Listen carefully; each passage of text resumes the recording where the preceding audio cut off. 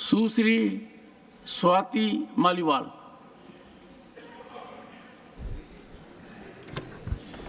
Thank you, Chairman, sir, for giving me an opportunity to speak on such an important issue.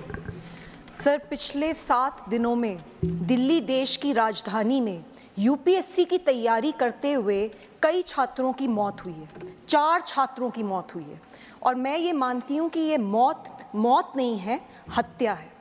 Sir, हमने देखा किस तरीके से पटेल नगर में एक छात्र, नीलेश राय नाम उसका था, वो लड़का अपने घर के बाहर खड़ा था और वहाँ पर पानी भर गया और इस कारण से जैसे ही उसने गेट पकड़ने की कोशिश करी, उसका करंट लग के उसी वक्त मौत हो गई।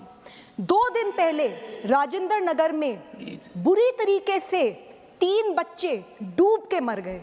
वो सिर्फ अपनी लाइब्रेरी में, अपनी कोचिंग सेंटर की लाइब्रेरी के बेसमेंट में बैठे थे, पढ़ाई करने की कोशिश कर रहे थे, सामने पानी भरा और वो पानी उनके कमरे के अंदर आ गया, बेसमेंट में आ गया और 2 मिनट में तीनों के तीनों डूब के मर गए। सर, मैं कल वहाँ गई थी और मैंने उन परिवारों से मैं मिली, उन 2 लड़कियों के परिवारों से मिली जिनकी जान गई है। उनमें से एक लड़की सर श्रेया थी, 25 साल की थी, अंबेडकर नगर से सर यहाँ दिल्ली आई थी पढ़ने के लिए। उसके पिताजी किसान हैं, उन्होंने बहुत संघर्ष कर उसको दिल्ली भेजा था। उनका एक ही सपना था कि मेरी बेटी आईएएस अफसर बनेगी, मेरी बेटी इस देश का नाम रोशन करेगी। सर, हम देखते हैं कि किस तरीके से इस देश में ऐसी बहुत बेटियां हैं जिनको ये सहूलियत नहीं मिल पाती, जो अपने सपने नहीं पूरे कर पाती। ये किसान परिवार अपनी बेटी को इतनी दूर दिल्ली एक सपने के साथ भेजता है और वो सपना डूब गया। इसी तरीके से तान्या जो 21 साल की थी, नवीन भी जो केरला से था, तान्या सिकंदराबाद से थी। सर, दोनों के दोनों डूब गए। कौन जिम्मेदार है? सर, आज दिल्ली देश की राजधानी में पूरे देश से, अलग अलग कोनों से गरीब परिवारों से सर लोग आते हैं, बच्चे आते हैं यहाँ पर आईएएस ऑफिसर बनने का सपना देखकर। सर, वो सिर्फ अपने लिए नहीं आते, वो एक ऐसा सपना लेकर आते हैं कि हम इस देश की गवर्नेंस में बदलाव लाएंगे, हम भ्रष्टाचार खत्म करेंगे, हम अपने गांव का, हम अपने शहर की स्थिति सुधारेंगे। और सर, इन बच्चों के साथ ऐसा होता है, किसी की कोई जवाबदेही नहीं है। सर, हम ये देखते हैं, मैंने कल जाके देखा राजेंद्र नगर में हर दूसरे घर में इस तरीके का सेंटर खुला हुआ है, इलीगल सेंटर्स खुले हुए हैं। तो इन इलीगल सेंटर्स को कैसे खोला जा रहा है? आप देखिए, अगर कोई भी अपना दिल्ली में कोई घर बनाता है, अगर घर में थोड़ा सा भी कंस्ट्रक्शन ज्यादा हो जाता है, तुरंत एमसीडी वाले आ जाते हैं, तुरंत वहां पे वो हल्ला करते हैं और इतना बड़ा इलीगल सेंटर पे सेंटर बने जा रहे हैं और किसी को पता ही नहीं चला। तो बहुत बड़े भ्रष्टाचार का मामला है जो आपके माध्यम से मैं यहाँ पे पेश करना चाहती हूँ। सर, हमें ये भी देखने को मिलता है कि थोड़ी सी बारिश होती नहीं और दिल्ली में कई इलाकों में ऐसा हाल हो जाता है कि नाव लेके निकलना पड़ जाए लोगों को। तो ड्रेनेज सिस्टम को कौन साफ करेगा? क्या दिल्ली सरकार और एमसीडी की कोई जिम्मेदारी नहीं है? सर, मैं ये आपके माध्यम से सर मैं 3 डिमांड रखना चाहती हूँ।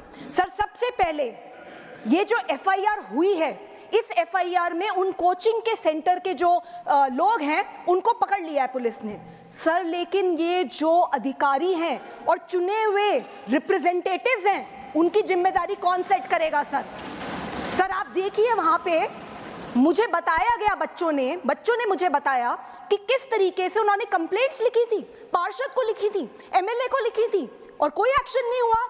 तो जो एफआईआर हुई है उसमें पूरी तरीके से जांच होनी चाहिए और ये जितने भी अधिकारी हैं इन सब के ऊपर सख्त से सख्त कार्रवाई होनी चाहिए। एक ऐसा मैसेज देना चाहिए कि आगे किसी की हिम्मत ना हो इस तरीके का लापरवाही या भ्रष्टाचार करने की।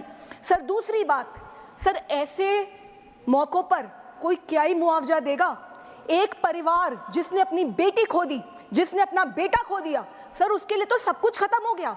मैं कुछ भी कह दूं, हम सब मिलके कुछ भी संवेदना प्रकट कर दें, हम उनका कोई भी खामियाजा नहीं कर सकते, हम उनकी संवेदना प्रकट ही नहीं कर सकते सर, वो इतनी पीड़ा में है।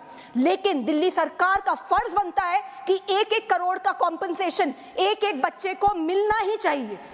तीसरी बात सर, हम ये देखते हैं इतने सालों से यूपीएससी की तैयारी करने के लिए दूर दूर जगहों से दिल्ली में बच्चे आते हैं, पर अभी तक दिल्ली सरकार ने इस तरीके के पीजीज को, इस तरीके के कोचिंग सेंटर्स को रेगुलेट करने के लिए कोई कानून नहीं बनाया। यूपीएससी की तैयारी करते हुए जो बच्चे हैं या बाकी एग्जाम्स की तैयारी करते हुए जो बच्चे हैं, उनके वेलफेयर के लिए कोई स्कीमें नहीं बनी है, कोई गाइडलाइंस नहीं है। ये सारी की सारी गाइडलाइंस होनी चाहिए। सर, अंत में इतना कहना चाहूंगी, मैंने देखा है सर, दिल्ली में देखा है मैंने बहुत बार कि एक 100 मीटर की सड़क बनती है और उसके ऊपर 4 नेता आ जाते हैं, हमने बनाई, और उसके बाद प्रचार पे प्रचार होता है, हमने 100 मीटर की सड़क बना दीजिए, बहुत बड़ी सड़क बना दीजिए। और इतना भी देखती हूँ कि जब वहां बोर्ड लगता है ना कि किसने सड़क बनाई, उस पर भी लड़ाई हो रही होती है कि नहीं यहाँ पे मेरा नाम लगेगा। और जब उसी सड़क के ऊपर पानी भर जाता है लापरवाही के कारण से, भ्रष्टाचार के कारण से, तो सारे गायब हो जाते हैं, कोई दिख नहीं रहा। मैं कल वहां गई, मुझे बड़ी पीड़ा है इस बात की कि अभी तक दिल्ली सरकार का कोई भी मंत्री, दिल्ली सरकार का एमसीडी का कोई भी इलेक्टेड रिप्रेजेंटेटिव, कोई भी ऑफिसर इन परिवारों से नहीं मिला है। सर, आपसे यही रिक्वेस्ट है, sir please give justice sir.